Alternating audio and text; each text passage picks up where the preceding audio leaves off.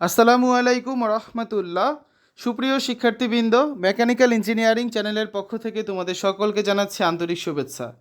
এই ভিডিওটা তৈরি করছি নবম শ্রেণীর শিক্ষার্থীদের জন্য। 2025 সালের নবম শ্রেণীর গণিত বইয়ের তৃতীয় অধ্যায় বীজগাণিতিক রাশি এর প্রথম পর্বে আজকে দেখব 355 থেকে 358 পৃষ্ঠার অনুশীলনী 3.1-এর সমাধান। এই ভিডিওটির ডেসক্রিপশনে এবং পিন কমেন্টে প্লেলিস্টের লিঙ্ক দেওয়া আছে, সেখান থেকে তোমাদের যার যে বিষয়ের ভিডিও দরকার খুব সহজেই দেখে নিতে পারবে। অধ্যায় 3 বীজগাণিতিক রাশি বা আলজেব্রিক এক্সপ্রেশনস। এই অধ্যায়ের প্রয়োজনীয় পূর্বজ্ঞান বইয়ের শেষে পরিশিষ্ট অংশে সংযুক্ত আছে। প্রথমে পরিশিষ্ট অংশ পাঠ বা আলোচনা করতে হবে। তা আমরা প্রথমে তোমাদের বইয়ের সংযুতি যে অংশ আছে সেখান থেকে পরিশিষ্ট অংশটাও দেখে নেব। পরিশিষ্ট 355 পৃষ্ঠায় রয়েছে।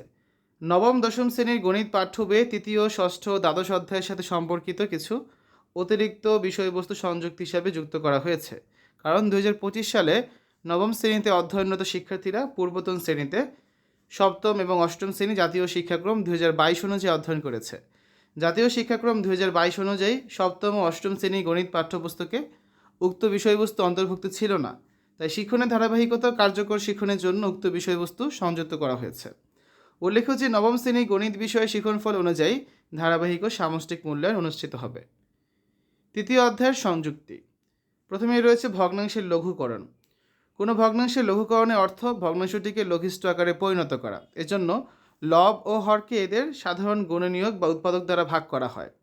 কোনো ভগ্নাংশের লব ও হরের মধ্যে কোনো সাধারণ গুণনীয়ক বা উৎপাদক না থাকলে এরূপ ভগ্নাংশকে লঘিষ্ঠ আকারে ভগ্নাংশ বলা হয়। উদাহরণ 1, 4a square BC divide by 6ab square সিকে লঘুকরণ করো। দেখো কী লেখা যায় ভেঙে ভেঙে, 4a স্কোয়ার বিসিকে লেখা যায় 2 into 2 into a into a into b into C, আর 6ab স্কোয়ারকে লেখা যায় 2 into 3 into a into b into C. দেখো এখান থেকে আমাদের কমন কোনগুলো আছে, এই একটা করে দুইটার মধ্যেই আছে লব আর হরে, আর একটা করে এ দোটার মধ্যেই আছে, ঠিক আছে।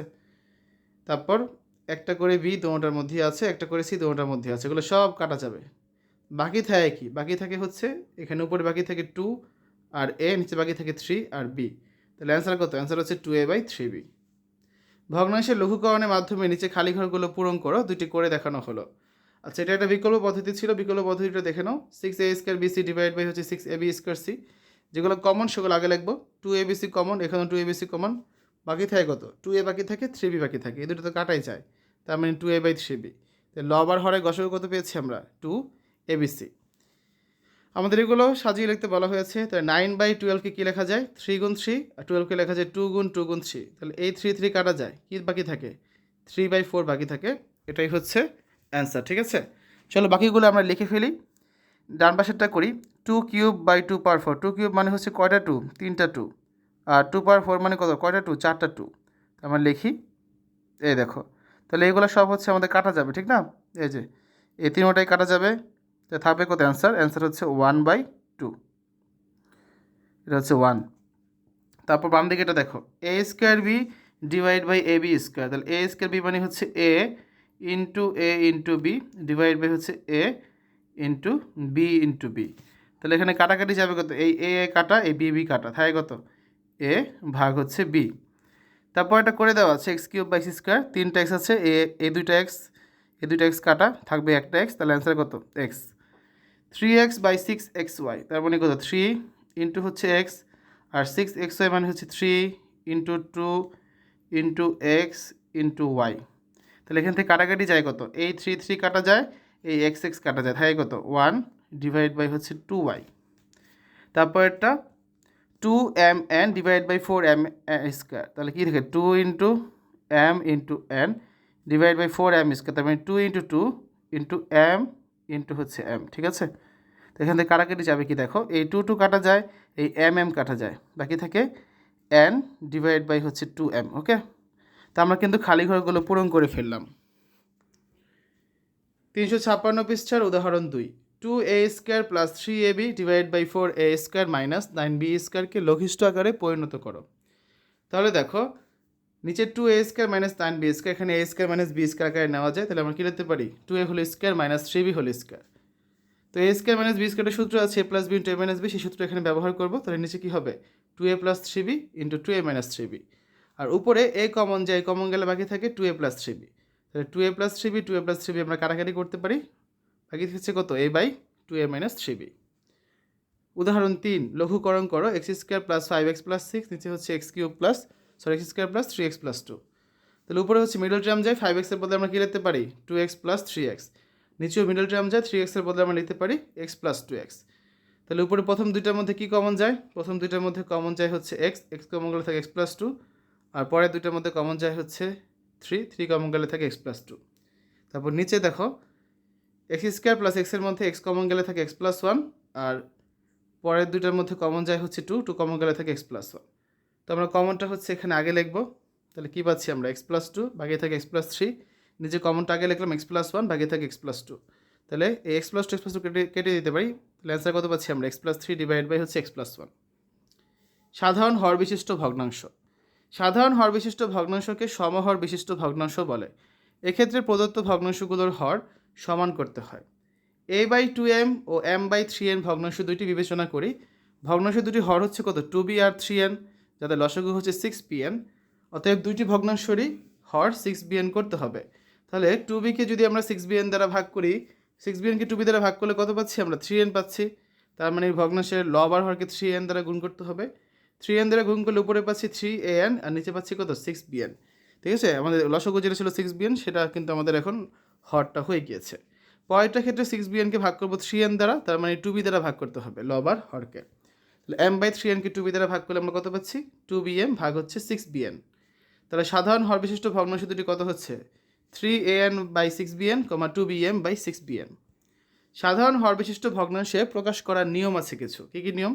ভগ্নাংশগুলোর হরের লসাগু বের করতে হবে, লসাগুকে প্রত্যেক ভগ্নাংশের হর দ্বারা ভাগ করে ভাগফল বের করতে হবে, প্রাপ্ত ভাগফল দ্বারা সংশ্লিষ্ট ভগ্নাংশের লব আর হরকে গুণ করতে হবে। ঠিক আছে। তারপর 357 পৃষ্ঠার উদাহরণ 4, সাধারণ হর বিশিষ্ট ভগ্নাংশে প্রকাশ করো a/4x, b/2x স্কোয়ার। তাহলে 4x আর 2x স্কোয়ার লসাগু কত 4x স্কোয়ার। তাহলে 4x স্কোয়ারকে 4x দ্বারা ভাগ করলে কত পাচ্ছি আমরা একটা x পাচ্ছি। তার মানে প্রথম ভগ্নাংশের লব আর হরকে x দ্বারা গুণ করতে হবে। তাহলে a/4xকে যদি আমরা x দ্বারা গুণ করি লব আর হরে, তাহলে কি পাচ্ছি ax/4x স্কোয়ার। সেমভাবে এখানে দ্বিতীয় ভগ্নাংশের হর আছে 2x স্কোয়ার, তাহলে 4x স্কোয়ারকে 2x স্কোয়ার দ্বারা ভাগ করলে আমরা পাচ্ছি 2, তার মানে লব আর হরকে 2 দ্বারা গুণ করতে হবে। তাহলে b/2x স্কোয়ারকে লব আর হরকে 2 দ্বারা গুণ করলে আমরা কত পাচ্ছি 2b/4x স্কোয়ার।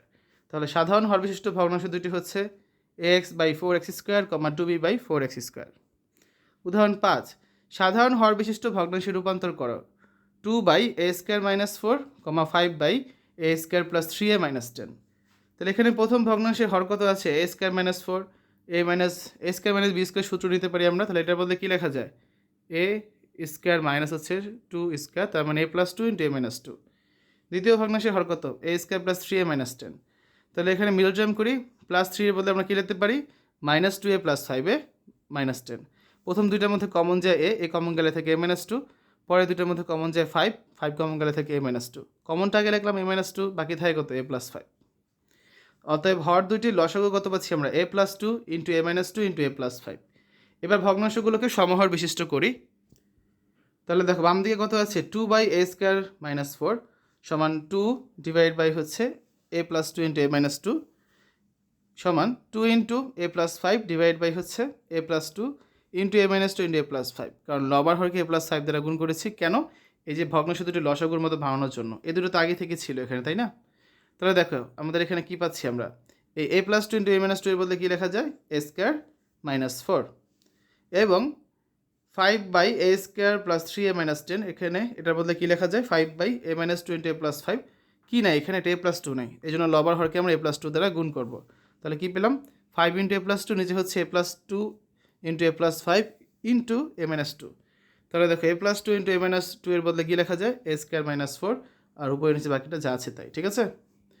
তাহলে দেখো আমাদের আলটিমেটলি রেজাল্টটা কী দাঁড়াচ্ছে, নির্ণয় ভগ্নাংশ দুটি হচ্ছে 2 × a+5 ডিভাইড বাই হচ্ছে a² - 4 × a+5 into 5 × a+2 divide by হচ্ছে a² - 4 × a+5। শিক্ষার্থীরা আজকে আলোচনা এই পর্যন্তই। আগামী ক্লাস থেকে আমরা এরপর থেকে আলোচনা করা শুরু করব।